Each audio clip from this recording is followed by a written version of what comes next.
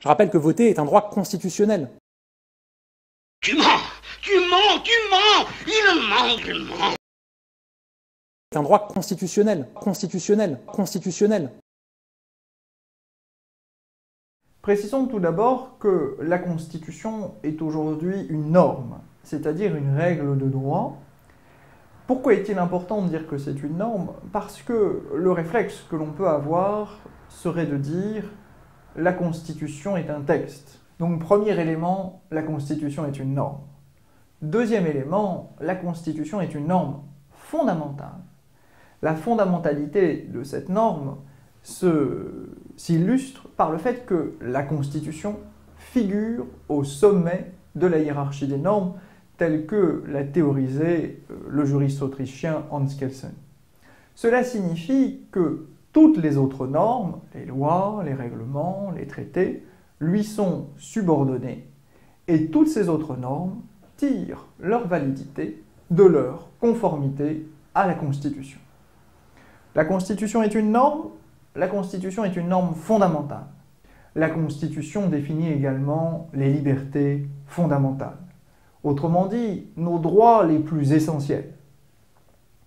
Pour nous concentrer au cas franco-français, on peut dire que nos droits fondamentaux figurent aujourd'hui dans ce qu'on appelle le bloc de constitutionnalité tel qu'il est apparu suite à une décision du Conseil constitutionnel du 16 juillet 1971, la décision liberté d'association. Autrement dit, nos droits fondamentaux sont définis dans la Déclaration des droits de l'homme et du citoyen du 26 août 1789. C'est ici que sont consacrés la liberté d'expression, la liberté d'opinion, la liberté d'aller et venir, la liberté de croyance religieuse, tous ces droits que l'on appelle des droits libéraux. Il y a ensuite, deuxième élément, le préambule de la Constitution du 27 octobre 1946. Nous avons ici 18 alinéas, et dans les alinéas 3 à 18, on va lister ici des droits sociaux. Le droit de grève, le droit syndical, le droit à la protection de l'enfant, le droit à l'égalité homme-femme, le droit au travail. Deuxième élément de nos droits fondamentaux. Troisième élément, eh bien, il y a ce que l'on appelle les principes fondamentaux reconnus par les lois de la République. Vous voyez que l'expression est longue et le publiciste a pris l'habitude de dénommer ces principes fondamentaux reconnus par les lois de la République, PFRLR. On ne peut que être d'accord avec le fait que les magistrats ne sont pas là pour inventer des lois, mais qui sont là pour les appliquer et qui doivent le faire en toute indépendance. Nous sommes aussi d'accord sur le fait que l'autorité judiciaire est une autorité et pas un pouvoir. C'est en tout cas les termes de notre Constitution. Faisons l'effort de lire et comprendre le bloc de constitutionnalité, parce que cette élection présidentielle 2022 se déroule dans un cadre constitutionnel. Crise démocratique sans précédent. Phénomène paradoxal, dans un pays aussi politique que la France, une partie des Français se détourne des débats publics et des affaires de la cité. Cette crise n'est pas nouvelle, mais s'aggrave chaque année davantage, avec un fossé qui se creuse entre les citoyens et leurs institutions élues. Il faut faire la distinction entre la notion de citoyenneté et la personne humaine. Lorsqu'on parle de citoyenneté, obligatoirement, on doit faire référence à la notion de droit et de devoir. On ne peut pas simplement parler de citoyenneté en occultant les droits pour ne mettre en avant que les devoirs. Or, alors que cette question aurait dû être une question prioritaire du dernier quinquennat, Emmanuel Macron est resté totalement inactif. Pire, il a aggravé ce phénomène en contournant les institutions élues, en s'éloignant parfois des exigences de la transparence et de bonnes pratiques démocratiques. Le sentiment de règles complexes, pour lesquelles un réel effort de compréhension technique est nécessaire. Personne ne comprend pour qui ou pourquoi il vote. Pour autant, face à cette situation dont aurait dû se saisir le président de la République, constitutionnellement garant des institutions, Emmanuel Macron n'a rien fait.